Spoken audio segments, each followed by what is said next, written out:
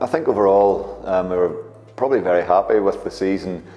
More importantly, I think the way that it ended was probably the hardest part of it, where we had found ourselves, I think, with that wonderful word in football, momentum, in a brilliant place where I think we were gathering. I think we had won 13 out of 12 out of the previous 12 or something, and we're in a real good place. And it just had really whet the appetite. We were involved in a really tight decider with Crusaders 2 years previous, where we got pipped on the last day, and it had all the hallmarks again of that type of a run-in, which, when you look back on it, was, even though we didn't win the league that year, were some brilliant memories and some great moments. And I think that's probably the most frustrating aspect of it. For as good a season it was, and for as well as we had done, it was just disappointing not to see it out in the pitch. Did you expect coming back in that the impact would be just so immediate? You expect, of course, whether you get that or not. I think expectation is probably the height of importance at any club, if you know what I mean. And I think that expectation has to be driven from me, and I suppose it has to come from me through everybody else. So I think the expectation was absolutely there. And I think that credit has to go to the players, because it's all right me coming in with the expectation and me driving training and driving everything else that goes with it, but I think for any good relationship to happen, it takes two parties and really good buy-in, and they got the buy-in from me, but I needed the buy-in from the guys. And to be fair to them, from the day one when I stepped back through the door again and we started training again, they've all bought into it and worked extremely hard, and they deserve all the joy that they had, I suppose, over the last few months. We've probably evolved from a side that probably in the first 5 or 6 years that put a huge amount of hope and thought into a League Cup run or an Irish Cup run, to now a team that definitely runs in those competitions, but also have a big priority in the league as well. So it makes the management of a season really easy. I remember a couple of the early seasons in particular, when we were into that last, maybe into February time, with 12 league games left, no cups to play for, 8th or 7th in the table, and it'd been a really hard slog to complete a season. So being up around that top area, being involved in the hype and the big matches and all that goes with it, is exactly what you're in it for and what I'm in it for. How did the league end feel? I think that what if will live with me for a long time, where we have 7, 8 games left, and the momentum and that moment that we were in, I'm not saying you'll never be in again, but that moment of that year, of that league campaign, you'll never replicate that again. So the what if is one that I suppose can never be answered. The other side of it is, I suppose, at the start of the year, if you'd offered us European football, we'd have taken that at the end of the year. So to at least accomplish that, I suppose it eased the blow more than anything else. And I know it's not something you want to focus on, because you feel enough has been said, but what was Europe like for you personally, the European run like for you personally? It brings a huge amount of joy and a huge amount of, I think, particular focus during the tough months of COVID and all that goes with it. I think to have that something real and something out there that there was a real focus on training for. To be fair, I think it was brilliant for everybody attached to the club from that point of view. And there's probably different emotions in the games. You know, the first game probably, I think I put myself and everybody under a huge amount of stress and pressure, because as much as whether anybody out there would like to try and make us favourites for that game, statistically we weren't, and statistically we were big underdogs for that game. But we also felt with that their league had been the same as our league, and that we knew they hadn't played a pile of games. We felt it was a real leveller, and we thought there was a real chance of getting through. So it's not often in Europe that you get opportunities like that, and with that we wanted to make sure that we grabbed it with two hands. And the game showed it that night, where we dominated for big parts of it. We created chances, but we needed that bit of brilliance from James towards the end to get us through. From Europe after that was just pure enjoyment, because you're into that free hit part of it where nobody expects anything, and the rest was just a real buzz. Yeah. As you start to look into this season, what are your fears and what are your hopes sort of stepping into it? You've no fears, you don't fear anything, and you want to build, and we've a real good squad. I think it's the strongest squad as I've had here for a long time. We've got lots of different players as well that can answer different questions on different weeks in relation to the types of teams that we play against. So I think we're well equipped from that point of view. We're still not massive in number, which could possibly be the only concern.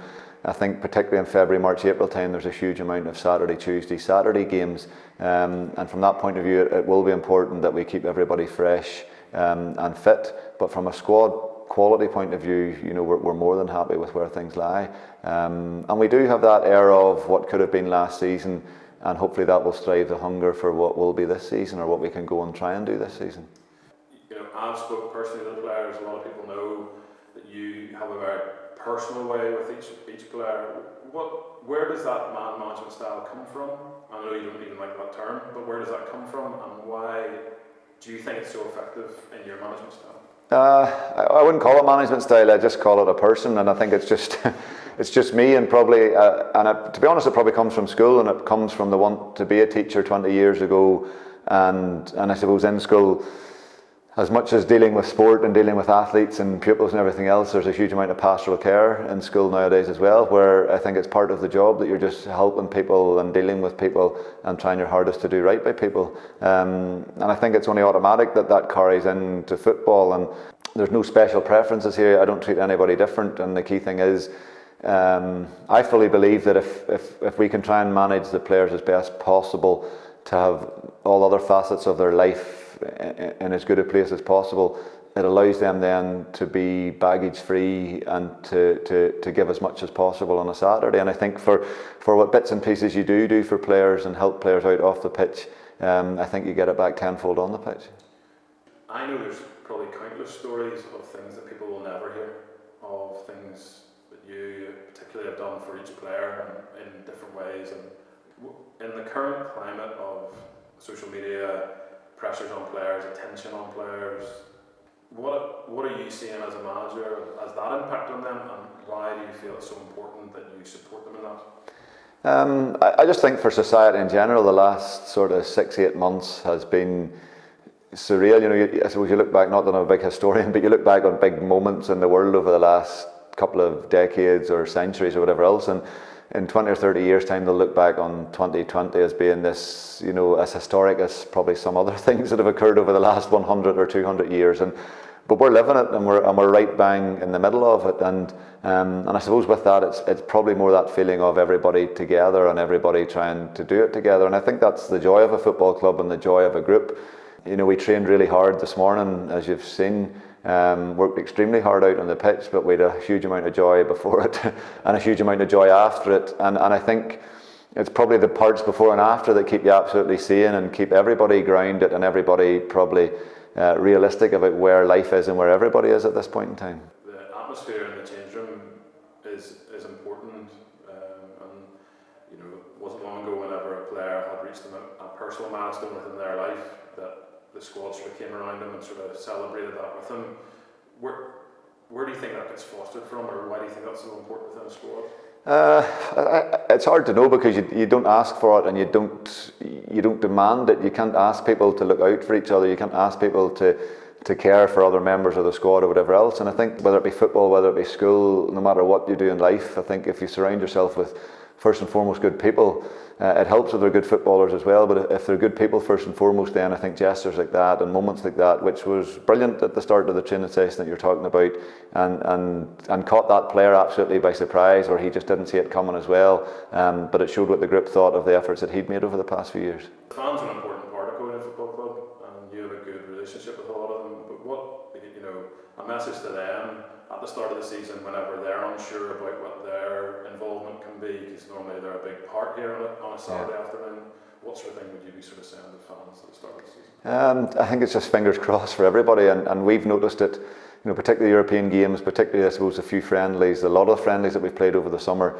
It's been surreal at times where, even the normal pre-season, we'll get 200, 300, 400 fans that will come and watch a game, 500, 600 at some games.